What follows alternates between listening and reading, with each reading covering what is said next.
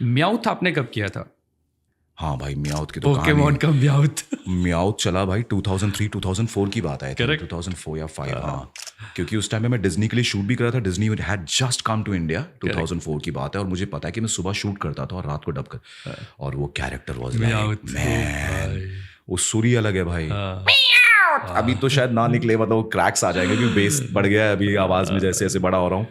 तो उस टाइम पे थोड़ा कम बेस था आवाज में, बट वो रीच गए, ये है सच्चाई, यू नो, लाइक वो वाओ, सबसे कमीना character.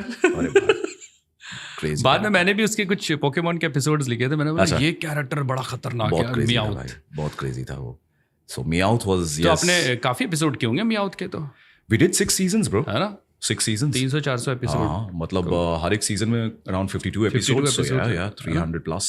Very nice. But then I was done, I said नहीं बस हो गया। तो एक बहुत ही जबरदस्त फिल्म है मैडागास्कर। अरे भाई क्या मार्टी ना? Marty the zebra. Marty the zebra. उसकी कहानी बताइए। 1 2 3 में आपने किया? हाँ, नहीं, मैंने सिर्फ 1 में किया ब्रो। सिर्फ 1 में किया? यस। अच्छा। तो मारी मतलब ऐसी कोई खास स्टोरी नहीं, लेकिन the character I think Chris Rock ने उसको डब किया था, है ना, जो so it was like crazy character. बोला यार ये इसके नुआंसेस देखो, ये जबड़ा हिला रहा है, कहाँ क्या कर रहा है। ओह हे, शुक्रिया दोस्त, तुमने इसे दांत के पीछे छुपाया था, तुम झकास हो। तो एक अच्छे एक्टर ने इसको डब किया है, तो that was like a nice character which I लोगों को बहुत पसंद आया। सेकंड वाला नहीं कर पाया बिकॉज बजट। आपने एक फिल्म की थी, वो फिल्म मैंने किसी दूसरे चैनल के लिए लिखी थी, द कुंग फू हसल, लेकिन आपने थिएट्रिकल की थी, करेक्ट? पहली बात तो स्टोरी लाइन उस फिल्म की, it is a different world. Okay, मतलब कि चल क्या रहा है, आदमी बोल रहा है कैसी सोसाइटी है, कैसे लोग हैं, एक लैंड लेडी है भाई, वो सबको कुछ समझती ही नहीं है। वो कोई भी हो भाई, तो कंग फू मास्टर हो, कोई चप्पल निकाल के थप्पड़ कैसे मारती है वो। तो वहाँ पे ये एक लड़का जिसके साथ बचपन में ऐसा होता है कि कोई नहीं है उसका, एंड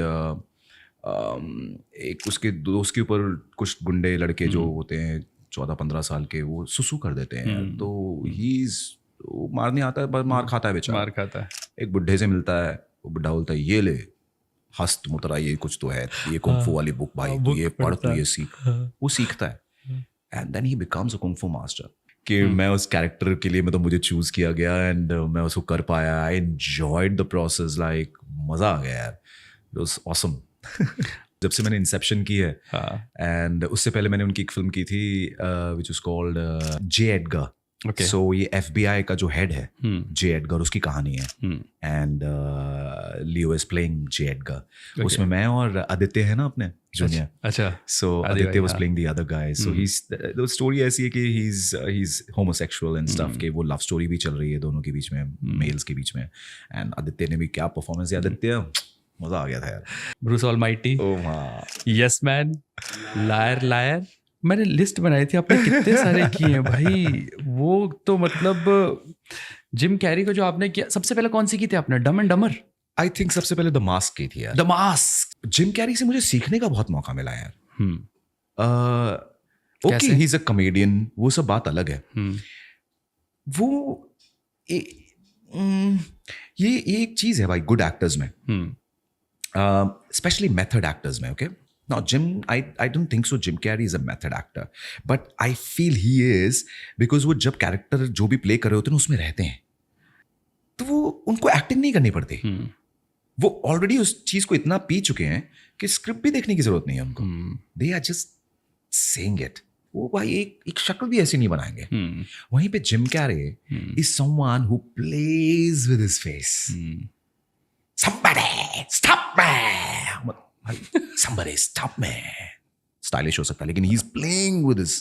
तो मैं हूं झकास, मतलब वो हर चीज पे वो डालना, स्टॉप में। अब झकास पे बैठता नहीं है, झकास ओपन माउथ है, स्टॉप में एक म साउंड आ रहा है, लेकिन वो इंटेंस ऐसा कर देना उसको जब आप परफॉर्म करो कि वो दिखे ही नहीं पब्लिक को। करेक्ट, कि भाई ये लिप चला भी कि नहीं, वो आवाज में ऐसा आ जाए कि बोले अरे भाई ये मस्त डायलॉग है भाई, मैं हूँ झकास, यू नो। तो उस तरीके से उसको प्ले करना, मतलब जिम कैरी ने मुझे उससे ये सीखने को मिला, body language, then when I did the cable guy, है ना, वो देखी आपने फिल्म? नहीं, मैं सुना लेकिन वाओ वो भी करते हो, he can be subtle as hell, okay, he can be subtle as hello.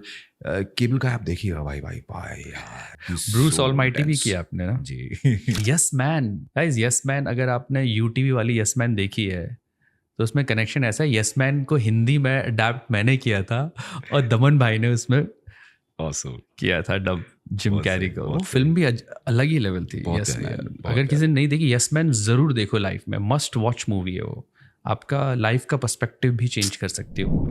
तो ऐसे प्रोजेक्ट्स करने में बड़ा मजा आता है ना, जिसमें एक टेक अवे भी रहे यस वॉइस आर्टिस्ट के लिए। यस, मतलब आई थिंक अभी तक सबसे चैलेंजिंग जो है जिम कैरी है यार। हाँ, मैं वही पूछने वाला था, सबसे challenging most tough thing to do. Like Sonic 1 में मैंने किया उनको, हाँ सोनिक 1 में, तो सोनिक 1 में कर दिया मैंने, and again a tough job. मतलब वो जब अपनी बस से उतरते हैं पहली बार, उनकी एंट्री है, और फिर वो कुछ बोल के एकदम से आई नो यार, उसको बोलने नहीं देता भाई आगे वाले को, और वो रोकना, वो छोड़ना, वो पकड़ना, वो it's all about timing.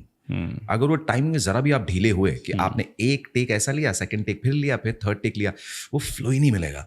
You have to rehearse कि ये लाइन मेरे को हिंदी में बोलनी है और सेम स्टाइल से, तो यू हैव टू 3 4 5 6 बार आपको टेक देखना है, लगा लेना, उसका स्कैन कर लेना है, स्कैनिंग करके, and then you have to give it in one flow, तब मजा आता है, तब मजा आएगा। ये पूरा पॉडकास्ट सुनिए विचार एंड वाइब्स के YouTube चैनल पर, और जल्दी जल्दी चैनल को सब्सक्राइब कर दीजिए और नोटिफिकेशन बेल दबाना ना भूलें।